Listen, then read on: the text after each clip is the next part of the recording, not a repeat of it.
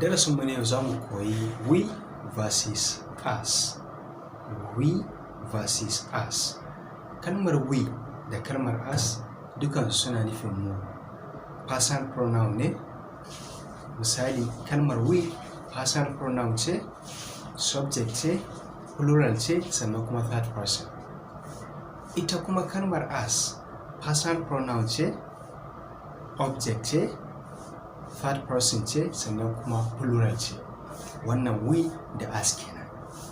So ita we ana amfani da ita a matsayin subject position, a matsayin waɗanda kuke yin aiki, saboda da we da us dukan suna nufin mu kenan, mutum fiye da ɗaya daga biyu zuwa sama. So we ana amfani da ita a matsayin subject position, us ana amfani da ita a matsayin object position. Ta yaya za mu yi amfani da we a matsayin subject position, sannan kuma ta yaya za mu yi amfani da us a matsayin object position? Misalin we a matsayin subject position sai mu ce we were singing during the assembly. We were singing during the assembly.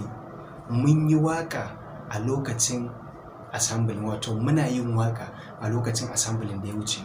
We were singing during the assembly. Muna yin waka a lokacin assembly, wato assembly ya riga ya wuce tunda mu yi amfani da wa. So kuma misalin we a matsayin subject position sai mu ce we have to know our stand. We have to know our stand. Ya kamata mu san matsayinmu. Ya kamata mu san matsayinmu, wato me mafita. Sannan kuma za mu iya cewa we have to know the situation we are. We have to know the situation we are. Ya kamata mu san yanayin da muke ciki. Ya kamata mu san yanayin da muke ciki. We want to go to school. We want to go to school. Muna so mu tafi makaranta. Muna so mu tafi makaranta. We go to school every day.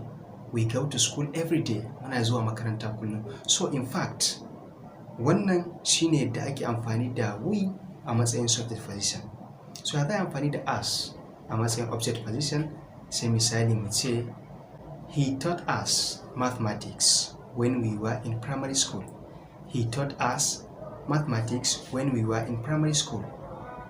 Ya koyar da mu mathematics a lokacin da muke primary school. Ka gani anan wanda ya ce he taught us, ya koyar da mu. He taught us, ya koyar da mu mathematics when we were in primary school, a lokacin da muke primary school. The soldiers commanded us to speak loudly. The soldiers commanded us to speak loudly. Sojojin sun umarce mu da mu yi magana da ƙarfi, wato da mu ɗaga murya. Idan muna magana, mu yi magana kamar mazaje, ba wai mu ringa ƙasa-ƙasa da murya ba. She taught us a nice story. She taught us a nice story. Ta faɗa mana labari mai daɗi. She taught us a nice story. Ta faɗa mana labari mai daɗi. So wannan yadda ake amfani da we da kuma us kenan. Misali mu ce we taught her a nice story. Mun faɗa mata labari mai daɗi. She taught us a nice story. Ta faɗa mana labari mai daɗi. We gave her the key. Mun ba ta mukullin. She gave us the key. Ta ba mu mukullin. We want to see her. Muna son ganinta. She want to see us. Tana son ganinmu. So ka gani wannan we da us duk ana amfani da su ne a matsayin subject and object position. A nan muka karshen darasinmu na yau, sai kuma mu haɗu a darasinmu na gaba. Wassalamu alaikum wa rahmatullah.